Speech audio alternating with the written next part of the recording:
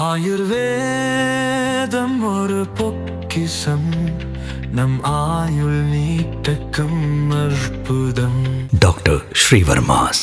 நமது இதய தெய்வம் புரட்சி கலைஞர் கேப்டன் அவர்களை வணங்கி தேசிய முற்போக்கு திராவிட கழகத்தின் சார்பாக அனைத்து மாவட்ட கழக செயலாளர்களுக்கும், ஒன்றியம், நகரம், பேரூர் கிளைக்கழக நிர்வாகிகளுக்கும், மகளிர் அணி சகோதரிகளுக்கும், சார்பு அணி நிர்வாகிகளுக்கும், தலைவர் அவர்களை தன் உயிர் மூச்சாய் கொண்டுள்ள அனைத்து தொண்டர்களுக்கும் என் பணிவான வணக்கங்களை நான் தெரிவித்துக் கொள்கிறேன்.